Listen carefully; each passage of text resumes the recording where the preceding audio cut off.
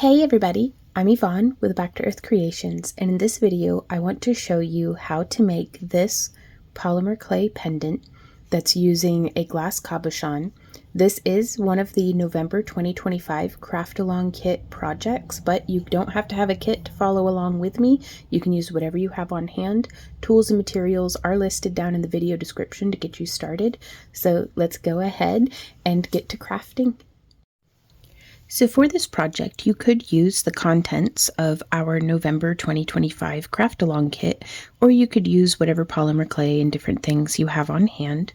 There is a separate video with an unboxing of the craft along kit materials that will be linked down in the video description so you can know what to expect in your craft along kit. We have a couple of different tiers, so if you want one that just has cabochons, or if you want one that has all of this, that we're using for the project, just so be sure to check that out. But otherwise, I'm just conditioning up some polymer clay. I highly recommend either Sculpey Primo or like some Cos Clay is pretty good. I don't like Sculpey 3 for thinner pieces like this because I found that it can be brittle. And you can use whatever color that you like with the color shift mica pigments that we send out in our kit. I think black makes a fantastic base. And this is just one of the potential projects that you can make from this month's kit too. So be sure to keep an eye out on future tutorials in the coming weeks. You can subscribe and click the bell notification and hope that YouTube notifies you. But also you can sign up for our free newsletter at backtoearthcreations.com. And we send out a newsletter email every time we have a new tutorial. That way, hopefully you don't miss out. So you could roll this by hand, like I have conditioned here, and I'm just going to kind of smush it this away a little bit. I tend to like to sculpt on a ceramic tile. This is just a glazed, this is not included in the kit, just a glazed ceramic tile that holds up really well to just being baked in the oven. These are still kind of stuck on there from a previous project. But I'm just going to get under it with just like that, easy as anything. So you can work on a tile or directly onto your work surface or like onto a sheet of paper. Most of it is to just be able to have something so I can very easily lift my work back up. So for what we're doing today, I'm going to want this to be about 3 millimeters thick. So we could roll it out by hand with like craft sticks or something on either side, or we can take it and feed it through our pasta machine, which is my favorite, and I'm going to show you that now. So here is our pasta machine. This is a Makin's brand pasta machine. It has seen a lot of wear and tear, but it's still holding up pretty well for me. And I just have it on the one setting, so the thickest setting, and easy as anything. You can just feed your clay right through. I like to feed it through fold first if I'm conditioning it. And what I mean by conditioning is whenever I fold it and there's no cracking along that fold and there's no splitting along the edges, that's whenever I feel like my clay is very well conditioned. And so easy as that. I've picked some leaves out of the garden. You'll want to make sure that you aren't picking like poison oak or poison ivy or anything like that. Here I have a sassafras leaf. I've found that the ones that grow in deeper shade don't have as prominent of lobing as the ones that grow with more sunlight, but that's neither here nor there. Here I have a wild cucumber leaf. It looks a lot like an ivy leaf, but it has that characteristic, I don't know if you can hear. It's got all these almost scratchy little needles, like just stiff hairs on the backside. And any leaves that we use like this that have a stem protruding towards the back, we can actually just come in and snip, either with scissors or wire snips. And then here is just a morning glory leaf. We had our first frost last night, so a lot of stuff got a little touched by the cold, but it's still going to work. And what we're looking for is a leaf that has a nice deep veining and you can see the different patterns. And just in case you don't have access to leaves, you can also freehand this using like the tip of a graphite pencil, or you could take like something like this and like sand it down with like either sandpaper or a nail file or something, like an emery board, to be able to just carve and scratch into your clay. And I think I'm going to do this one because I love the shape of it. And so what we're going to do is I'm just going to set this down, and I'm going to gently press it into the clay. And then I'm going to roll with my acrylic roller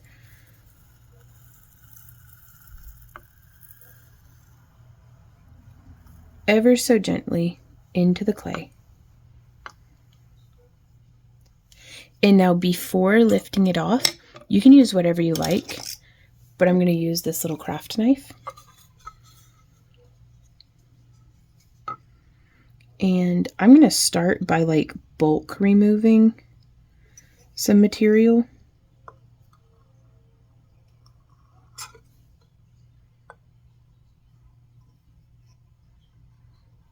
So just tracing an outline. This is kind of the warm-up. You know, I'm seeing how the clay clings to the blade. I'm seeing, you know, if I could use some more support from, you know, below the tile. Just getting a little bit of a rough sketch. And now from here, we can actually, I like to come through in like little scoops. And also, I'll be the first to tell you, you do not have to get this part perfect. But every project I find is a wonderful opportunity to practice and just test out ideas and see how I like them. And so we're just going to I'm going to try to hopefully be in frame. Hopefully the lighting's good enough that we can see what's going on here. And we'll just peel away. Now we have a pretty thick leaf here. That's all right, because I'll show you what we're going to do to give the illusion of a thinner leaf here in a moment. Because I want the strength of the clay at its thickest setting on the pasta machine like this. Like I'd like to maintain that integrity, but I'd like to be able to give the leaf a nice, delicate, you know, thin, cool effect. Because sometimes whenever I use clay cutters and different things, I feel like it makes it look very blocky to just leave a bold, sharp edge like that. Now that's something that we could use stylistically. You know, you might love the way that looks, and that's okay. It's just I'm going for a more natural look, and leaves in nature tend to be very thin.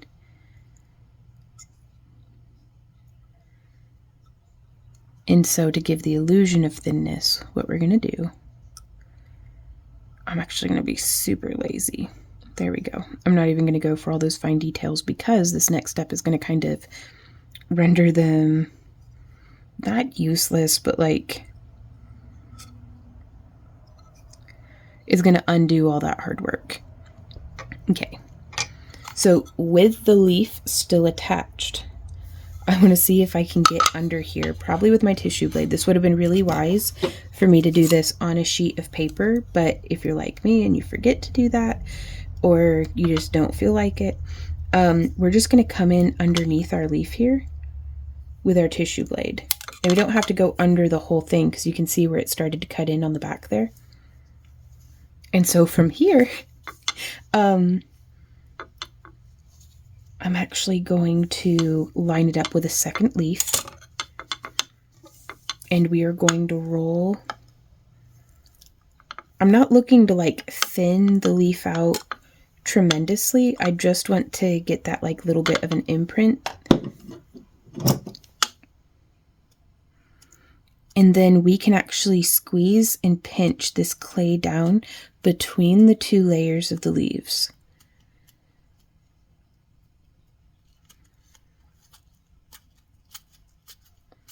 Like, do you see how that's starting to give a little bit of a depth change?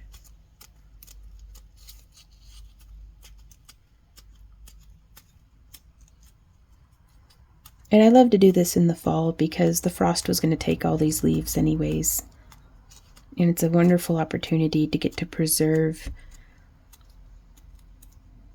not just the beauty of, but the memory of the summer that was. It was a good summer. Now, if you're a tool junkie like me, we can whip out some ball styluses, and now you're going to see some bruising of the leaf underneath. That's okay. It's not the end of the world. And this is where our leaves are going to possibly start taking on a little bit more of a fantastical, it's a fantasy leaf. Just pulling down. And really just like pinching and texturing that edge. And now I do have my oven preheated to 275 degrees Fahrenheit. You will want to follow the instructions that are on your clay.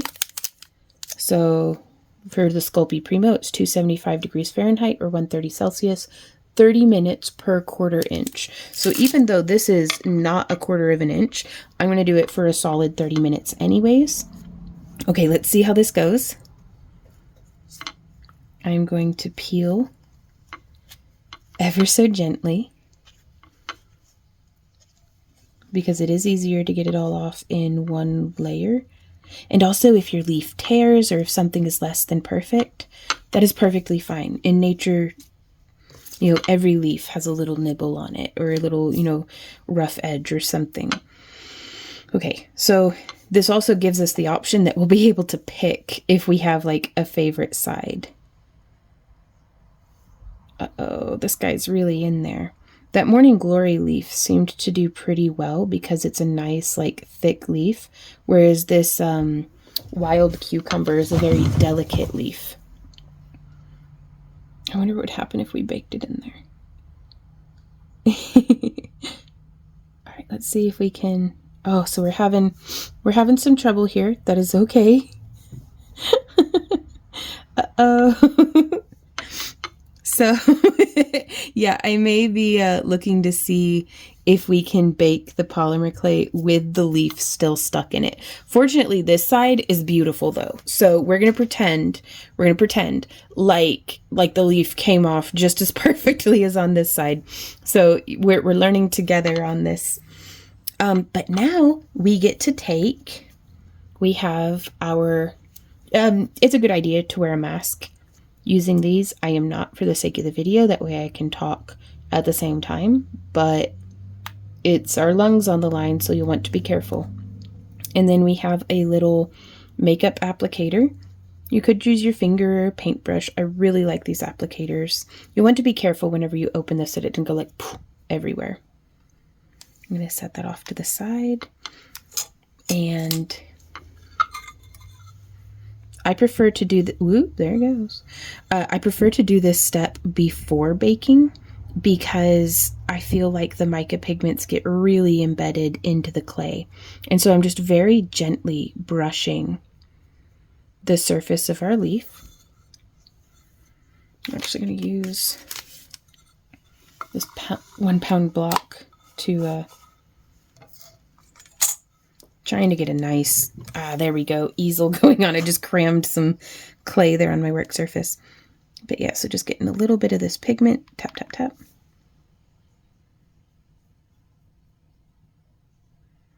And we can come through, and you can use multiple colors of pigments. We only provided the one color in the kit this month because I wanted to see how folks, if folks were receptive to it, you know, because we normally are pretty wire wrapping heavy in our craft-along kits, but I don't know, if y'all are like me and I feel like it's time to rotate my posture a little bit and explore and do more than just wire wrapping, and hopefully y'all don't mind if I take you along with me on the journey.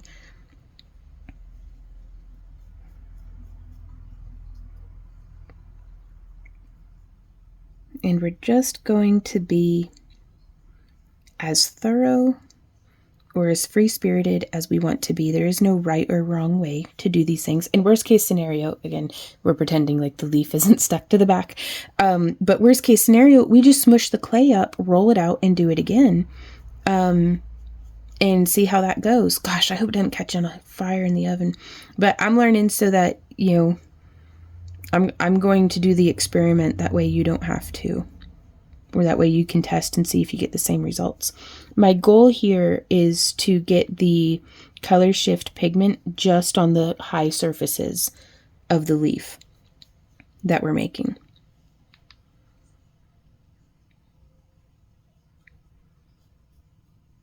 And I think you can use, please correct me if I'm wrong or embellish further if I'm leaving something out. You can use like rubbing alcohol to remove the mica pigment, or so I've heard. And that way, if you apply it a little too heavily, what I find is just doing that little bit of a tap before applying really helps me to leave any excess pigment behind. And that way I'm not just like globbing it on.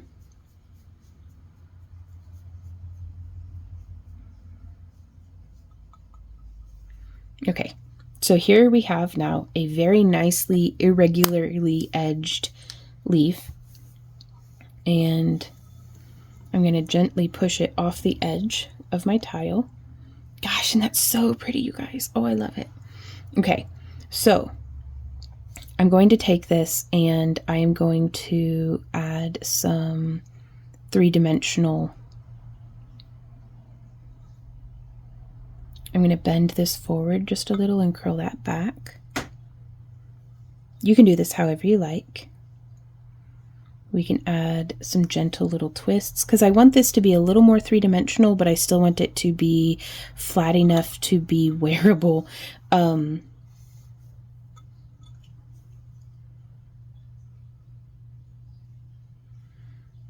it may relax a little bit more in the oven, so we'll have to see, you know, how it kind of cooks down. But just points for effort, just adding a little bit of that, like, do you see how it's not just perfectly flat anymore? It's got just that little bit of three dimension. So we're going to bake this at 275 degrees Fahrenheit in a preheated oven. That's very important to have it preheated for 30 minutes. And I'll meet you guys back here. While we have that going in the oven, I want to show you how to make a braid with your polymer clay that you can use to frame a cabochon. Now, depending on what your cab looks like or what size it is, these are some of our homemade fused glass that I wanted to experiment with making like a faux agate so you can see how like the light goes through it. And we're really hoping that we will be able to invest in some lapidary tools to be able to make our own cabochons. Because we have some videos showing how we currently make our fused glass cabochons, but I'm really having some ambitions and excitement about doing some like where we make glass ingots and then cut them as though it's a big gemstone, and to see what kind of patterns and things we can get that way, as well as actually doing lapidary work on genuine gemstones. So like, I'm very excited about that. But depending on the size and the shape of your stone, you may need more or less of the clay. You know, a whole lot of it is just your own personal preference, but here's some different examples of the braid that I'm going to show you how to make. Now, there is a tool that is very handy for this, but if you do not have that tool, we are going to start we can do this by hand without the extruder. And I've shown in other live streams and stuff. Here, let me...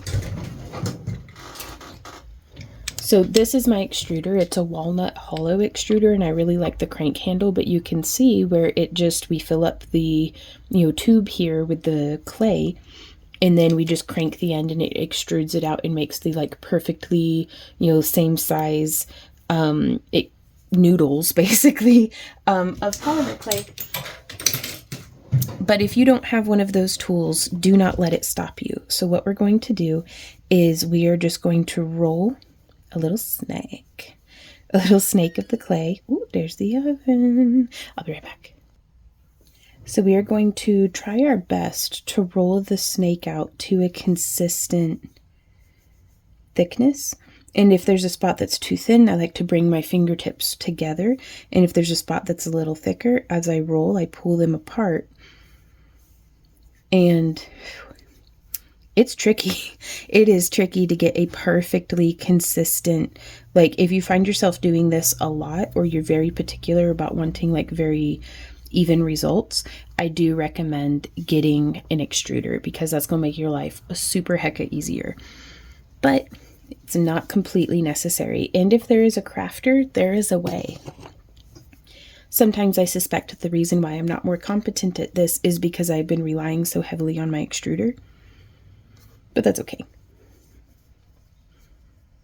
It's good to get the practice in, and quite frankly, it's just fun to play with polymer clay. And that's the reason for all of this, is to just be enjoying ourselves, to get ourselves, maybe if we can, out of a work state of mind and into a creative flow, play state of mind. And I find polymer clay really gets me there. It's very easy on my hands, very easy on my creative soul.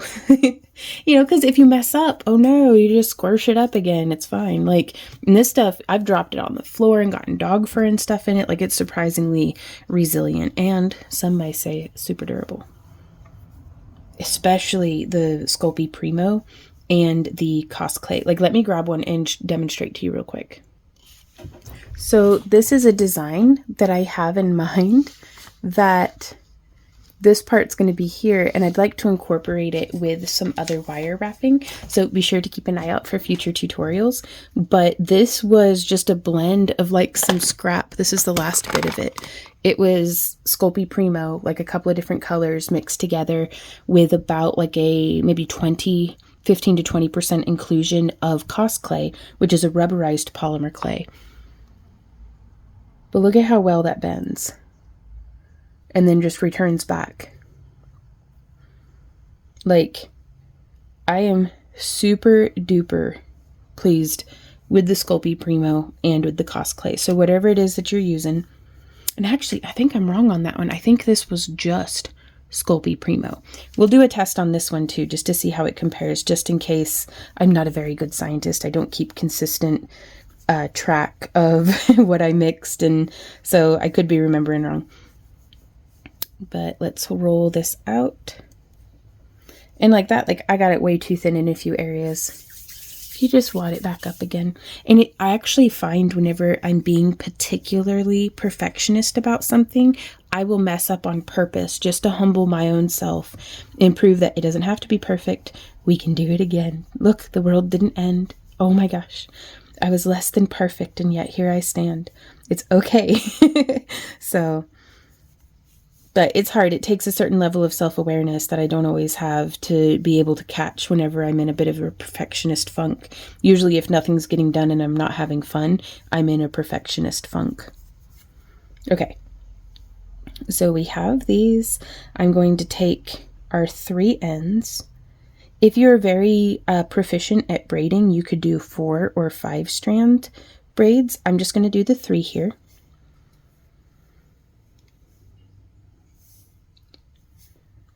And I'm going to kind of squish that end like that. And I find sometimes I'll do this on my cannonball, but that's just my favorite way. That is not necessary. It's actually super helpful to do this on a tile, especially if it has like a grid or something on it. If not, you don't have, again, it doesn't have to be perfect. Rough about in the middle. I've got it squished so it's holding down, and I'm going to be maintaining this angle to the corners. So I've brought our center plate, like our center noodle, off all the way to the right corner, and then I'm going to bring this one over here, more or less to that corner, and then I'm going to take this one, pick it up, and I'm going to bring it over parallel to this corner. And maintaining that angle is what is going to help us. And we may even lift and set it down. Lift and set it down.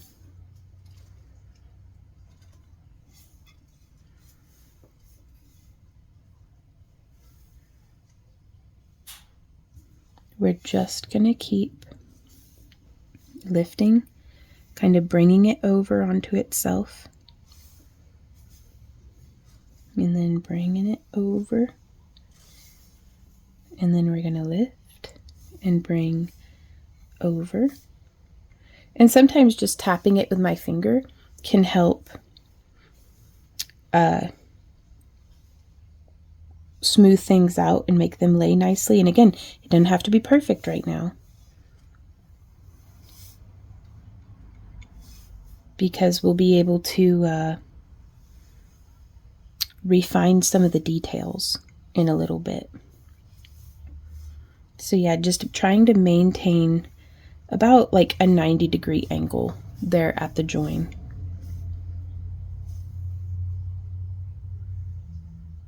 And bringing that over, picking that up, bringing that over. And I usually like to do the whole, even if I'm just going to be putting, I think I want to use this cabochon, even if I'm just putting that little bit of a bezel, I'm still going to braid the whole section, because then I get to pick what the prettiest section, like whichever section I like the best, I get to pick that and use that for my piece. And it's all practice. And whenever the practice feels like play, it's not work, you know?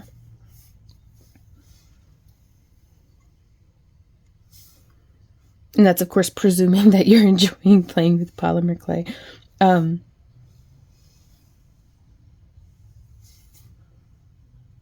we're just going to lift that, bring it around.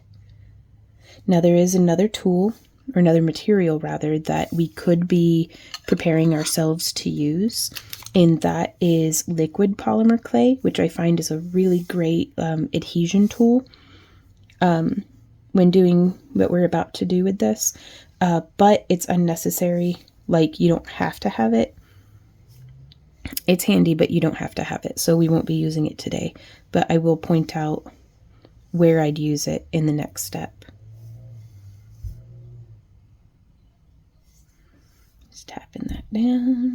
Tapping that down, and just trying to stay consistent with how we are doing our braiding.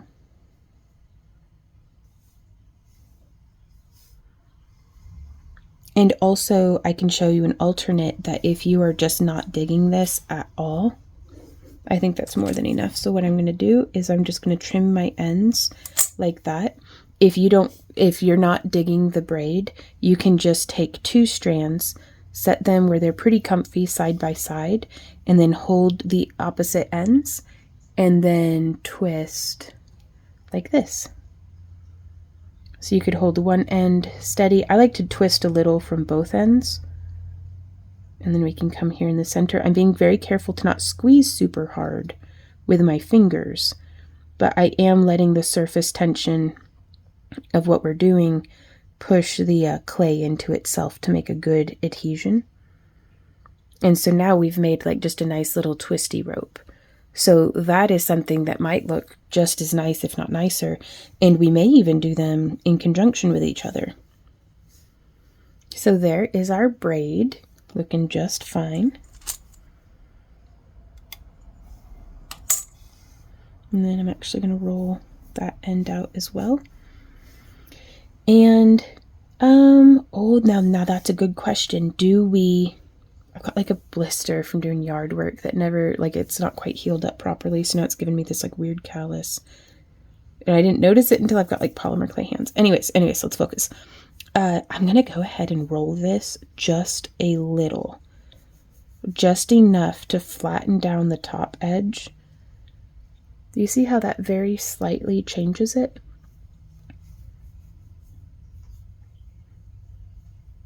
That's very cool. I like that. And so don't hesitate to experiment, you guys. And again, if you hate it, you can just smush it up and then roll it out and try it again. Okay, so now we have a couple of textures to choose from here, and I'm going to wait to do the next step until our leaf is done in the oven. So we have finished our time in the oven. And I'm going to set that off right there. Set the tile off to the side. I really like, these were some salvaged granite slabs from like a hardware store. You can hear the little leaf, and I like it because it's a heat sink. So nothing caught on fire so far. So that's pretty cool. But I think we're gonna need to let this cool a little more, and we'll be able to start actually taking the polymer clay leaf, or the leaf off of the polymer clay leaf, though we may end up embedding it in there as well. So that's how our leaf is looking, and the camera just doesn't do a very good job of picking up on the coppery tones. Like this has like a gold, green, and copper tone in there. The color shift does, that I thought would be just a really nice, like a, you know, autumn look. So let's see, do we like that one better? Ooh, or do we like that one better? I still think I'm going to go with this one, just because. And so from here, what we're going to do is I'm going to take this thin snake. Yeah, I accidentally busted that blister. It's fine. And this is where I would take a little bit of the liquid polymer clay. If you wanted, you could also probably use just a spot of super glue, which let's do that instead. But you really could use just whichever. So make sure you like the position of the stone before you glue it down. Now we're not going to be relying solely on the glue.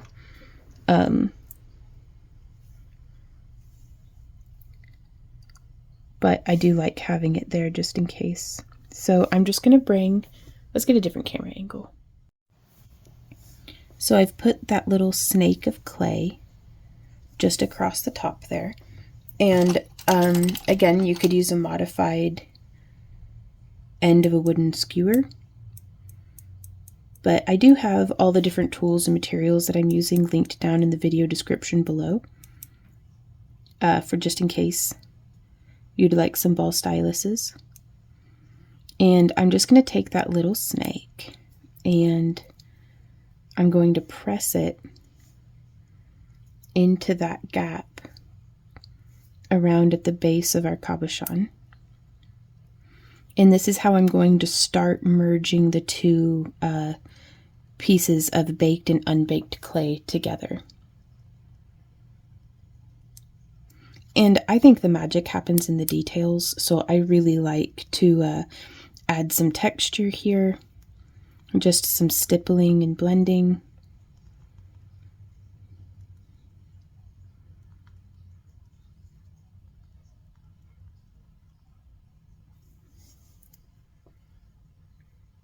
So you can see that's blended through pretty nicely, but I wouldn't necessarily count on it for keeping our keeping the cabochon on there. So now from here, I'm going to be honest, I prefer the extruded clay significantly because it's very dainty and kind of petite, but that's all right. So I'm going to come behind, and we'll deal with that in a little bit. But I want to set this braid around, and then I'm going to come back behind again here on this side.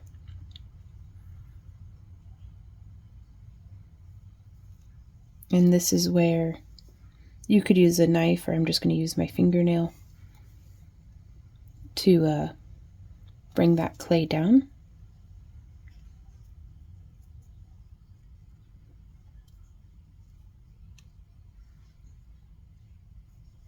That's looking pretty nice. And now from here, I should have scraped off more of the leaf if we could, but it seems to be pretty happy there. So, you know, we'll just kind of make do. I'm going to go ahead and blend down this clay into the back side of our pendant. I think I'm going to end up just encasing this leaf in the back. like on the back rather, which we do not have to do all at once. So even though I baked the leaf initially before the 30 minutes, we could have gotten away with just doing like 15 minutes because we're going to be baking this a few times. And now I'm just going to blend that down.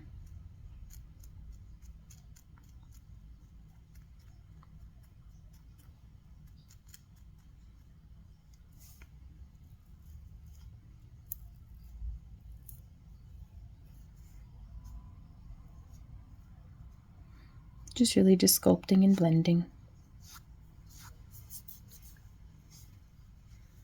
And then we can come back around to the front here. Really dig in the way that that is looking. And I'm going to use our little sponge applicator. Let's go ahead and put some more of this pigment onto our unbaked clay.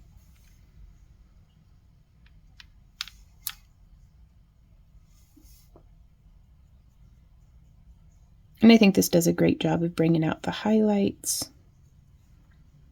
If you get some on the face of the stone, don't worry about it. Or I say stone, it's glass, but if you get it on the front of the cabochon, don't worry about it. It's whether it's glass or stone, like if you're following along with your own materials at home, the mica will just wipe off after baking.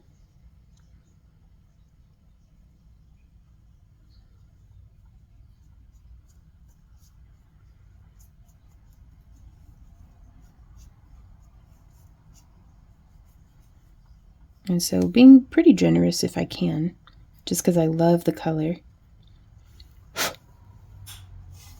And if you have any areas that it settled into the recesses, you can come through. Oh, I should have been more careful. The brush added a little bit of texture. So this is a stiff bristled brush, but if you've messed up your clay and it's not like perfectly pristine anymore, we can add some really nice gentle texture, almost like wood grain or the character that you might find on like vines, like little growth patterns and things. So we can make it look a little bit more organic. So sometimes, you know, if I mess something up, there's no right or wrong way to do it. But if something goes awry from what I had anticipated, just fake it till you make it. And a brush that maybe, you know, didn't get all the paint rinsed out of it or is just a little stiffer, either because of the nature of the bristles or just from use, I think is a great way to add in some details and such. Oops. We could also use, I love these ball styluses because they have a silicone tip on the ends too. So you can even do a slightly more pronounced texturing.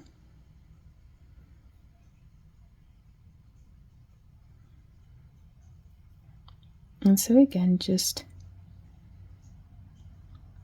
kind of scratching and scraping along. It's very subtle, but the magic happens in the details, you guys. So if you feel like it's worth it, then do it. If you're not digging it, then skip it.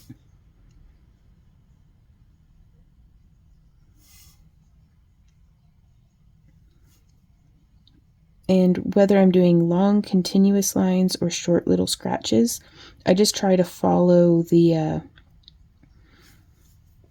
I'm not going perpendicular to the noodle, I'm following the noodle.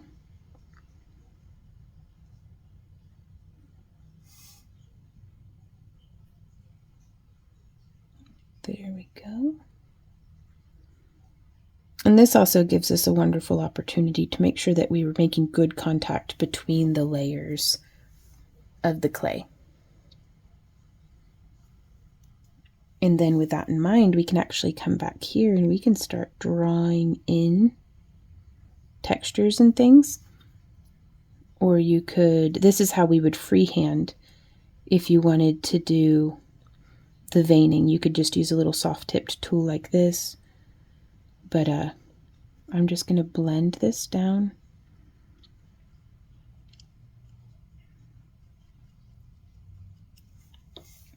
And then I'm going to bake this for just like 15 minutes again, because then we're going to do another layer on the back, and then I'm going to bake the whole thing for another 30 minutes. So, and we're going to make a little bail type thing for across the top. Actually, we can do that now. So this piece here, we could have put a wire or a ring on the inside of it. If you have access to those materials, I would recommend doing that. But if not, this should be pretty stout on its own. Because again, I showed you that stress test earlier. So I'm just going to set this right here on the back, being careful to press into the leaf without squishing there on the front. Now, holding the edges of our leaves, I'm actually just going to come in here and I'm just squashing down this edge.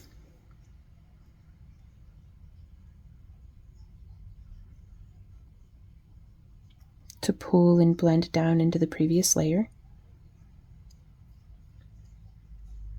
And that way we're getting a nice connection, but we're not losing all of that detail. Because again, isn't it wonderful when something's beautiful from the back as well?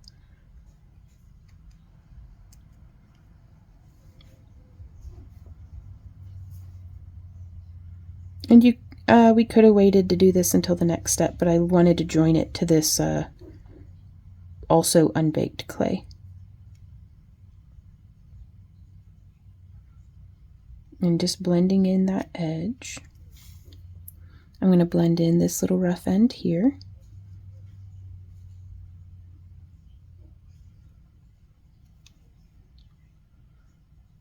Just checking it from all different angles too, just making sure that it makes you happy to look at it.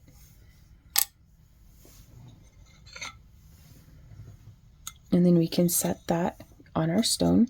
And so again, you can probably visualize if we used like a metal ring or something, we would have just covered it with clay there on the back side. And we'll talk more about that when we get there. But now, I'm going to set that down kind of loud. Get a little bit more of that pigment.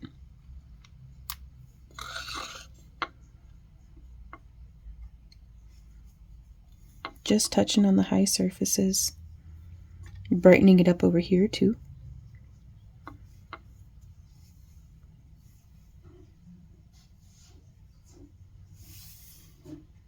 Getting a little bit more pigment still. You can always add more, and technically you can always take some off.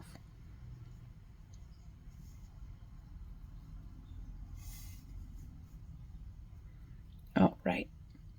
Well, I am plenty happy with that, so let's go pop this. I say I'm plenty happy with it, but let's go ahead and get a little bit more here on the back. Oh yeah.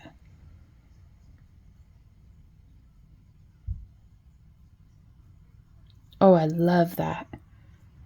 Gosh, what if we ended up making this reversible? Because I know this is like a huge pendant, you guys, but you can make yours smaller. Like, we could have made this significantly smaller, especially if you're using like a smaller stone or something. But I'm just in the mood for some big old jewelry. And polymer clay makes that so viable because this is so lightweight for like compared to if it were made out of metal or, you know, possibly, I don't know. Metal would be really cool. I'd love to do that one day too. But let's pop it in the oven. So we've pulled it out of the oven, but it's still quite warm, but that's okay. I'm going to take this, and I've rolled out the remainder of my clay onto the size 6 on my pasta machine, so that's quite thin, if you can see.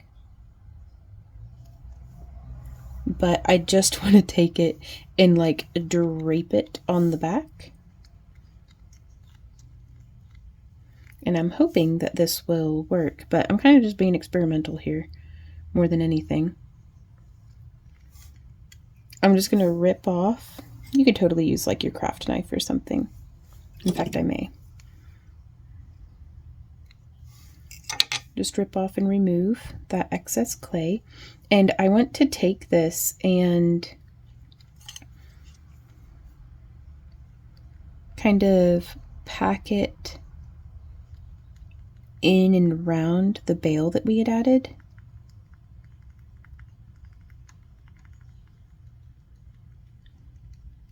And it gets really melty whenever I put the very thin polymer clay onto the still hot out of the oven leaf.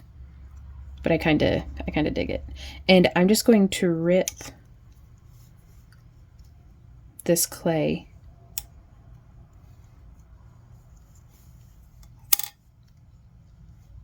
just like so, kind of against the grain, so to speak, of, well, not the grain, but like against that edge. And I wanted to make sure that I don't have any air bubbles trapped in here. And I'm just going to use my fingernail. You could totally use like a craft knife again, but my fingernail is less likely, I think, to cut into the already baked clay. And I'm kind of scraping at a little bit of a bevel, if you see that angle there.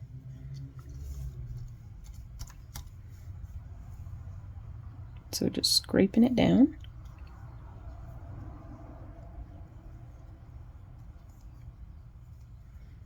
And I'm super duper digging that.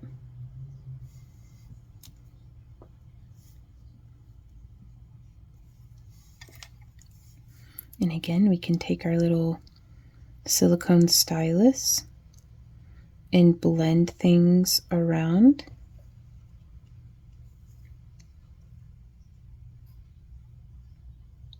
Just really tidying up that edge.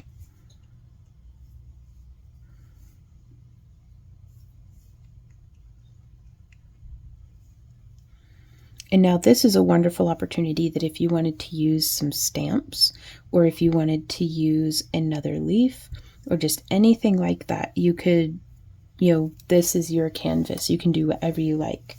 So if we were to be like freehanding a leaf pattern, I would start by blending all of this down. And you can search reference images and stuff as well.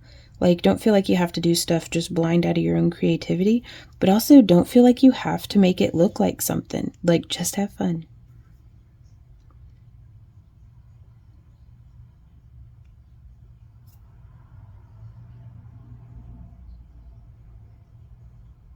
And so I'm going to continue kind of just overworking and blending. And then from there, I can use my finger to smooth it.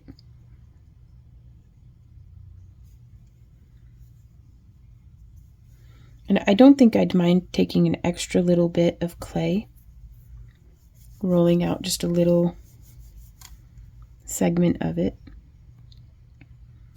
and then kind of cram packing it into this area here, just to blend and make sure that everything's nice and incorporated, because we're fixing to do our last layer of baking, like our last phase of baking rather.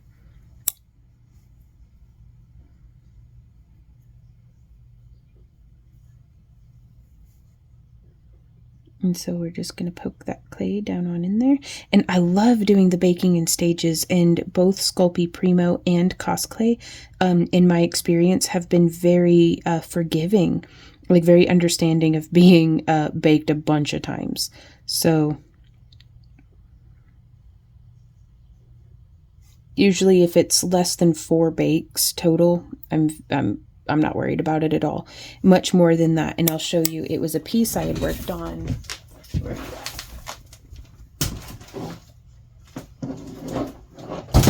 Oopsie. Oh, gravity. Okay, so this is a piece that I had made out of Cosclay, which is that rubberized polymer clay, and it was in the oven just like sitting like this, and as it heated up, in the oven, it started to relax and it cracked there on the inside. But so unless you're making like a great big piece, I don't worry about it. And this problem would have been solved if I had just kept it on the face form while I was baking it. But then it started to crack like there too. So if anybody has any tips on how to fix that, because I really liked this mask, but I'm afraid I'm going to have to just remake it because of all the cracking and things. But it is what it is, and we learn. Okay, so now, but since we did that baking, I can now freely touch this side here. I can touch this, and I'm not worried about destroying my hard work. So that's always nice. All right, so let's see if we wanted to do just a little vein coming down that way, and maybe a vein coming down these ways. And then we can start doing very, very lightly. There's no reason we don't have to overcommit right out the gate. And you can have the veins alternate. And I'm doing this super lightly. That way we have a bunch of room to change our mind. And then from there,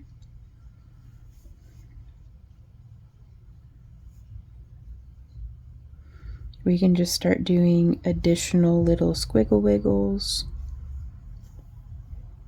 So I think that's perfectly good. We can also just do some little texturing like this if we want. I'm really digging just the radiant lines. So I'm visualizing like the center point right here, and I'm drawing the lines as though they're radiating out from that center area.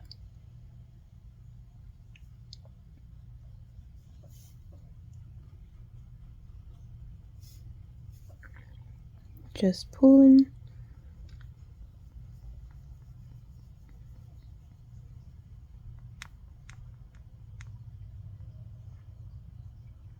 Just being a little light-handed with it, and then we can always make it a little heavier and place with maybe a little bit more intent on, oh, this area right here looks snaky, so I'm gonna pull a little bit more. Now something that I want to watch out for is it'll leave like pretty clear like little hammer marks if I just am like dropping in my stylus just here on the edge. Do you see how it leaves those little dimples? So on my last layer, I'm going to make sure that I'm landing those marks up closer towards the center area. And we may even come in and use our stylus again.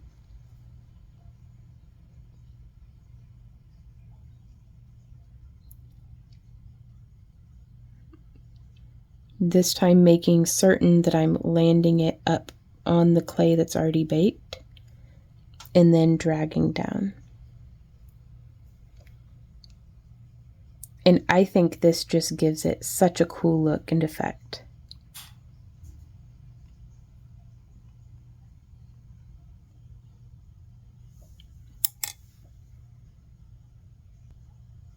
And from here, I'm going to set that down gently, and we're going to use some more of our pigment.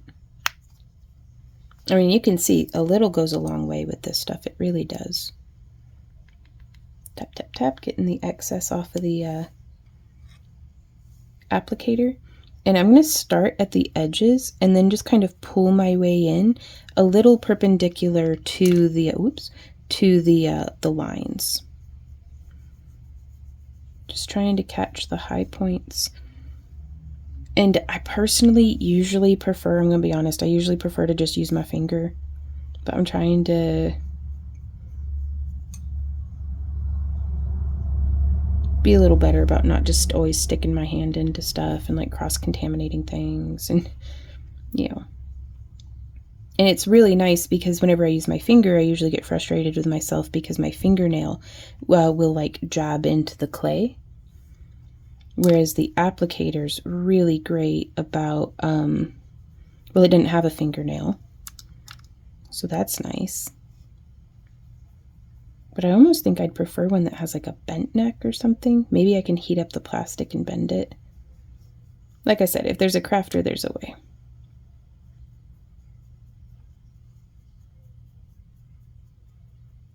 Okay, just getting that down like so.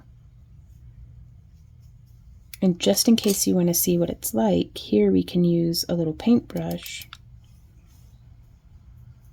Now the paintbrush, unless we're being very careful to make sure that we're going across, the paintbrush may deposit our pigment down in the cracks, like in all the details that we had just done. But sometimes you want that, and you can kind of stipple it into any nooks and crannies. Anywhere where there might be damp, or not damp, but like unbaked clay.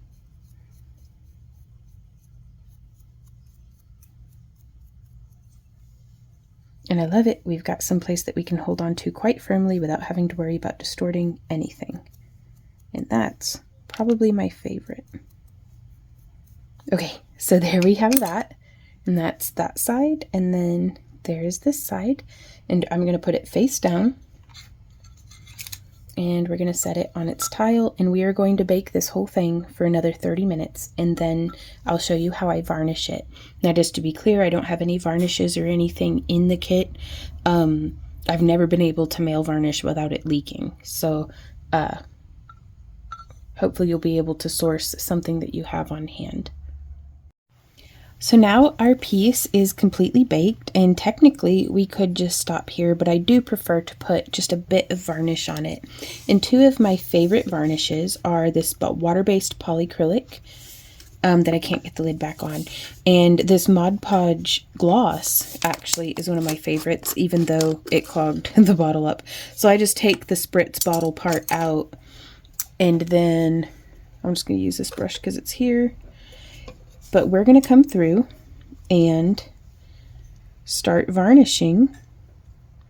And I want to be careful to make sure that I'm not trapping air bubbles. Like, I don't want to be like stippling it on. I kind of want to just do a nice thin, even layer of the varnish. And this is going to help seal the mica powder, but it's also going to give a really nice high gloss shine to our work. Like, if you can see there in the milkiness, that'll go away as it dries. I haven't had any problems with the Mod Podge cracking, though if you ever are uncertain about any varnishes that you're using, I recommend doing them on like a little test piece. And what that means is, like, I would imprint with a leaf onto a little bit, like a little coin-sized shape of clay, and do all of the exact, like, I'd put a little bit of the mica powder on it, I'd bake it the same, and then I'd put the varnish and I'd see if the clay flexing caused any cracking or anything. So I'm just gonna, I'd rather do multiple thin layers than glob it on and have like heavy spots that don't cure properly. Sometimes if you trap air bubbles, or if I've got like a big old heavy spot, it might dry on the surface and stay milky toned. So just things to watch out for. And so yeah, you can see already that's giving a really nice dipping one more time into the bottle. But yeah, whenever there's enough of it that it's running, I'm like, that's a bit much. It's okay, we can spread it around all over everything.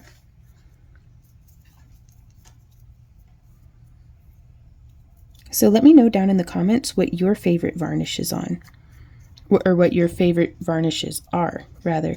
And also, let me know what your least favorite one is. My least favorite is probably clear nail polish. Because that's where I have the most, depending on the brand of clear nail polish, either the most flaking or cracking or stickiness. So I look forward to learning more about that from y'all down in the comments.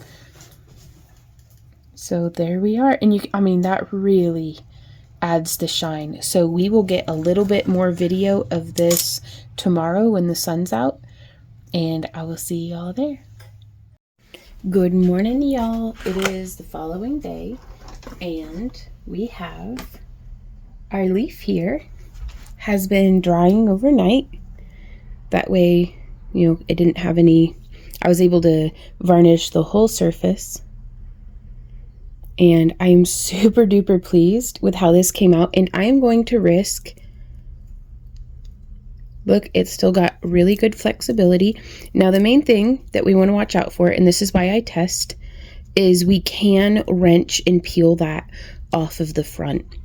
And whenever these things happen, what we could do is you could get in there with some liquid Sculpey.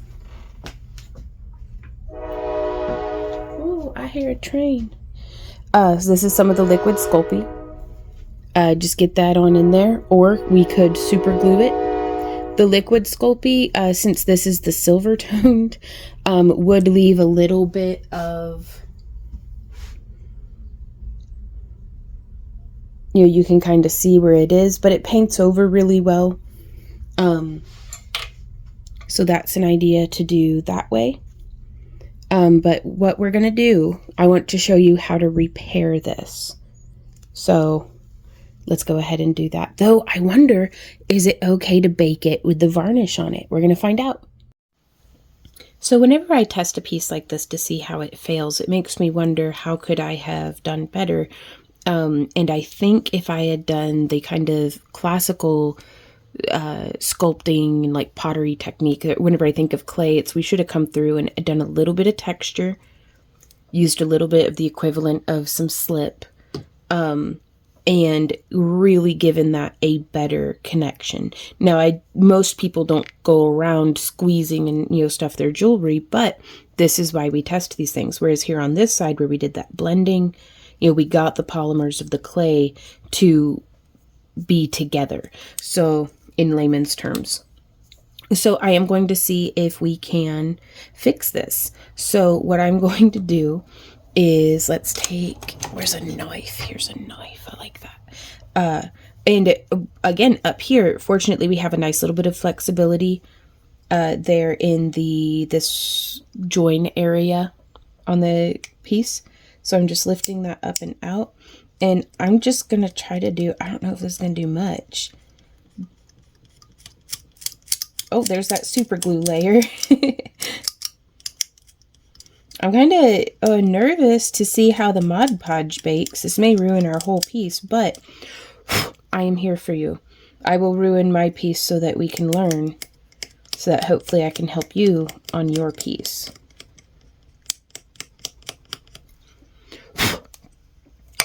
All right, so, I mean, it's like nominal, but points for effort, sure. And so I'm going to come in.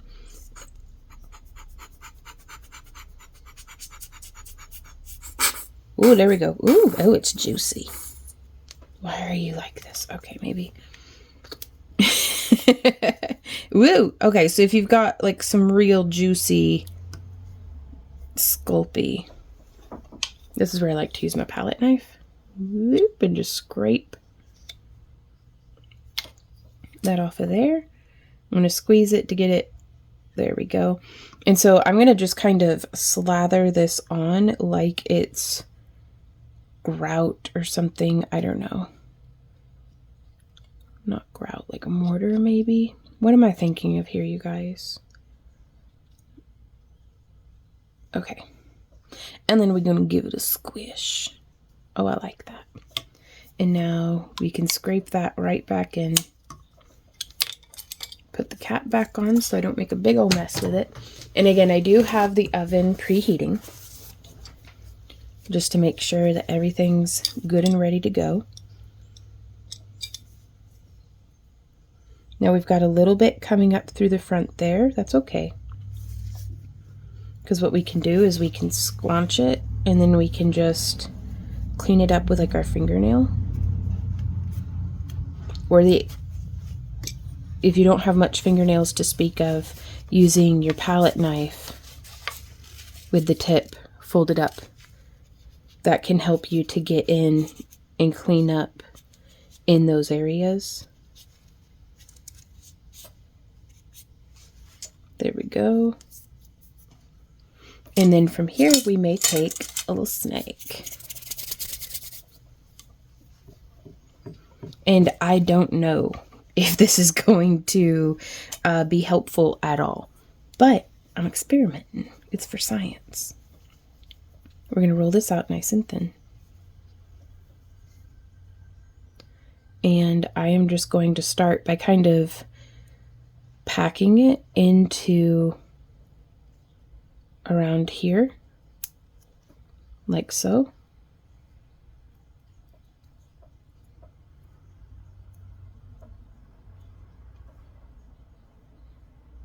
Yeah, I'm kind of super duper digging that too, because we could add like another little like smaller stone.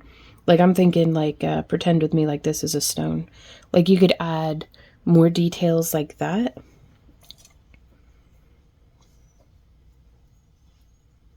The possibilities really are endless, but sometimes that can feel a little overwhelming. So don't feel like you have to do anything other than just enjoy yourself. And so I'm going to take this and I'm actually just stippling. I've risked zooming in, even though that doesn't seem to have benefited.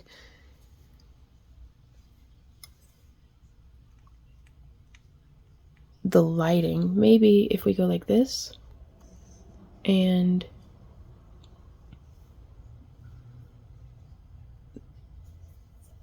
hopefully you can see what we've got going on. And we could paint this to make it look like moss if we wanted. Like there's so many things that we can, you know, do here, hopefully.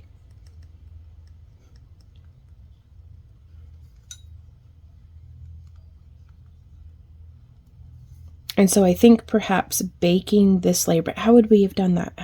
Maybe if I had joined it on the front the way that I did here on these ones. You can see I had kind of joined everything around and then set it down to like have more uncured on uncured action, if that makes sense. But I don't know, on this side, you know, everything kind of blended in well.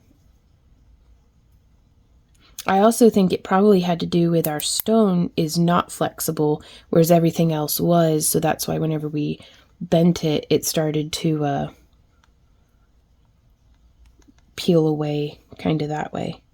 And so now I'm going to see, we did that texturing, but now I'm going to see if we can go like this. We can always retexture it.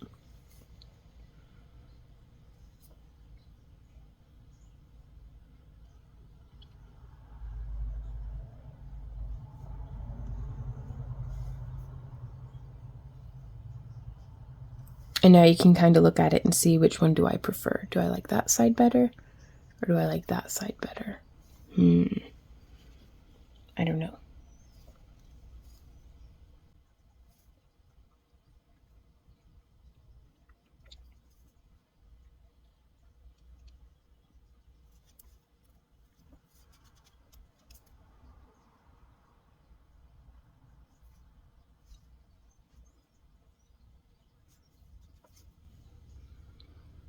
So there we have all that going on.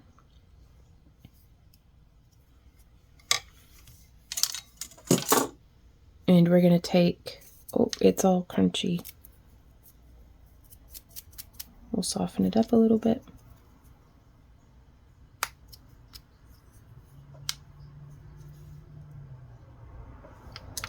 Oops.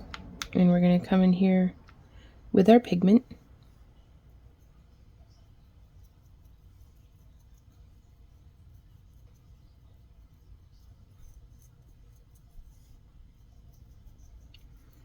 And I'm just going to blend those lines a little more. And we can kind of push it back a little if we want.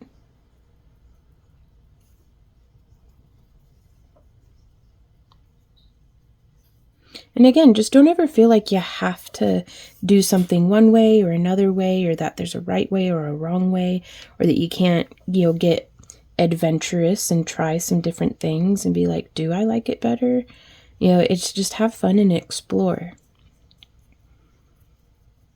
I find myself more and more over the years, like we started our business back in 2008, and I'm finding myself getting set in my ways and sort of rigid in this sense of, well, I need to be productive and I need to have, efficiency and, these things that, I mean, technically are good. And, we've been in business since full time since 2008. Like, my husband's only needed to get work outside of the house, like one winter, he went and got some factory work, and it was great because like our furnace broke down that year and like all sorts of stuff. So it was really clearly focusing on efficiency and some of these other things has helped us to keep our business afloat over the decades. But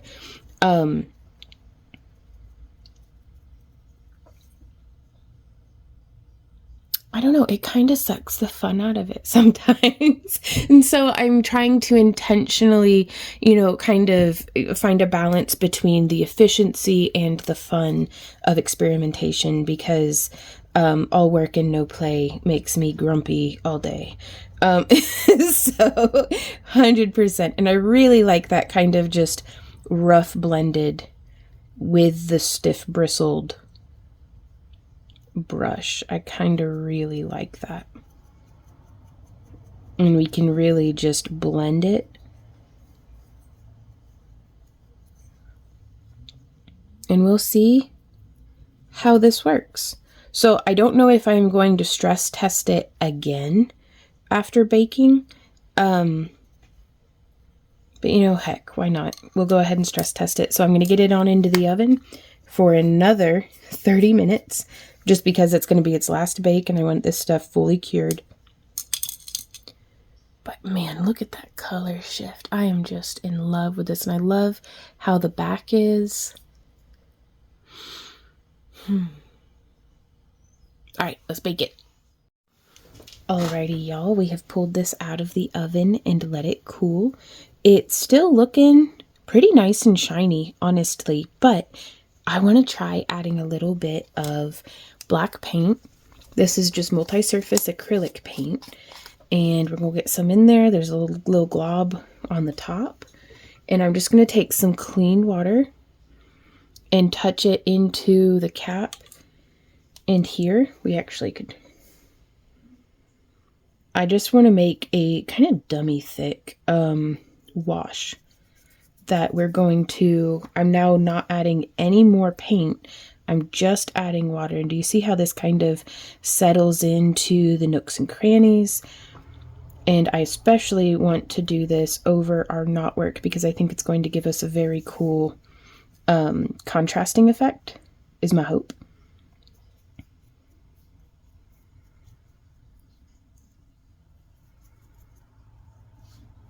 There we go.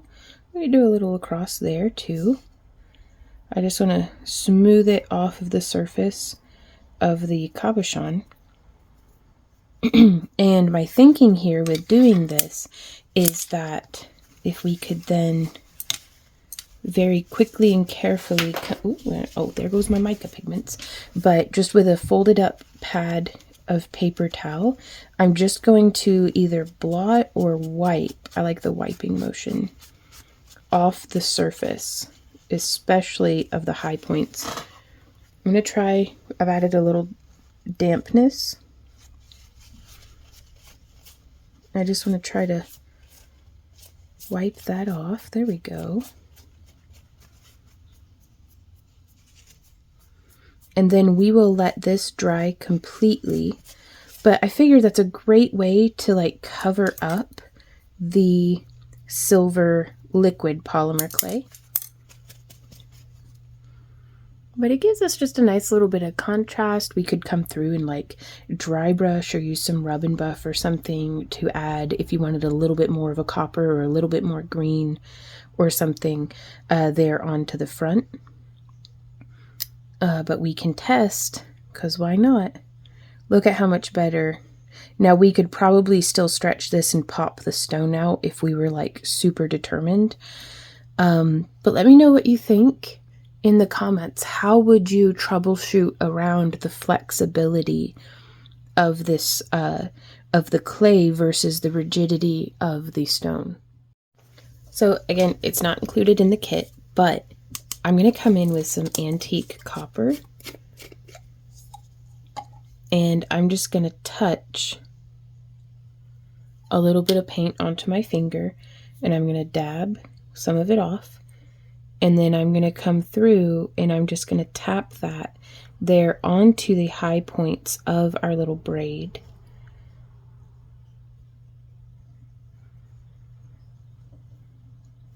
Whoops. But yeah, I always blot it first because you can always add more. But you, well, let's see, how does it look if we dry brush it on with our paintbrush? We might use that instead. Oh, I like that better. It gives me just a little bit more control. My silly human meat hands aren't in the way, and I can see where I'm applying my pigment.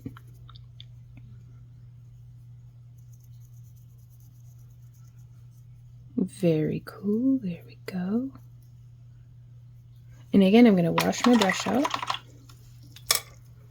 blot it out, and I'm just going to rub the surface of our stone or a cabochon to remove any acrylic paint from its surface.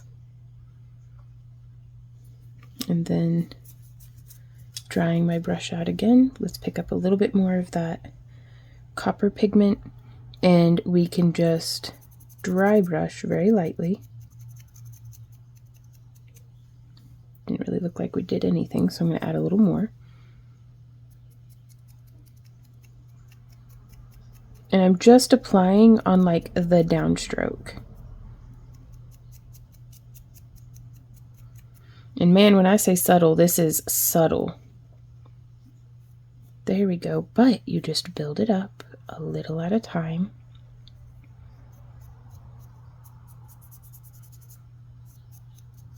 Just blending things out. Oh, I love it. Oh my gosh, I love it. Picking up just a little more. I don't know if the camera's picking up on it the way that my eyes are, but I love the magic happens in the details, you guys. So do not hesitate to put a little bit of magic into the mix. Ooh-hoo-hoo. So what we're going to do is we're going to let that dry, and then we are going to varnish it again with the Mod Podge, something glossy. I like shiny stuff because that's my taste, but you could use a satin or a matte finish as well. Dry enough. So it do better than me, you guys. I am so impatient and it makes more problems than it solves, but I have faith in you. You'll do great. So we're just going to put on, same as before, this layer of varnish and moving it around. It helped that my piece is honestly still a little warm from the oven. The paint dried really quickly, but I just don't want to be pulling the black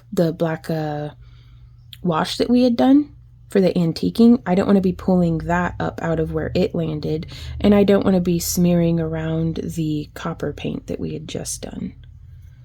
So thin layers that dry quickly usually gets me where I'm going. And again, we're just gonna flip it over. Let's go ahead and do another layer on the back, just because, man, I have fun with the varnishes. Just shiny, shiny, shiny, shiny. Oh, you could use a UV resin. I've been hearing about some folks using that to add a really nice high gloss shine to their pieces, but I don't personally have a whole lot of experience with it. So if you have used UV resin, how did you do it? Like to seal your polymer clay pieces and add a really nice high shine? Did you run into any difficulties, or do you have any tips for the rest of us before we give it a go?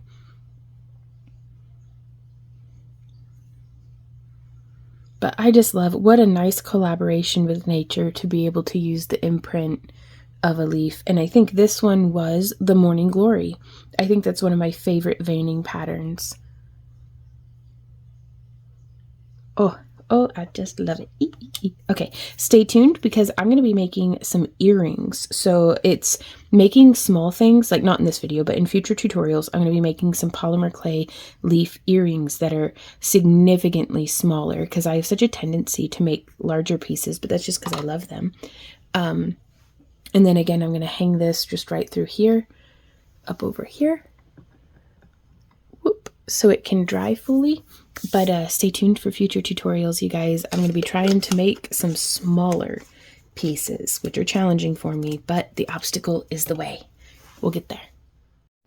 So this is where I have our pendant just hanging and drying. And you can, I mean, that is just so pretty. I love that. And you could do this with holly leaves or make it look like a poinsettia or something. So you could make holiday ornaments, like seasonal home decor, costume accessories, just jewelry, like so many different things that we could do with this. So this is how the pendant looks after everything is dried, and I'm so pleased with it, you guys. Let me know in the comments if you think we should make some beads and do like a wire link necklace, or if you think we should make some beads and do like a macrame necklace. And depending on what you guys kind of vote on in the comments will determine how I finish this into a completed necklace in one of our upcoming Friday live streams. So again, be sure to subscribe, ring the bell and all the good stuff, and sign up for a free newsletter at backtoearthcreations.com, which is also where you can find the material, some of the materials, like especially our homemade fused glass cabochons and things. Our newsletter and our shop and everything is over there. So I will see y'all around. Thank you so much for being here and happy crafting. Mwah. Bye.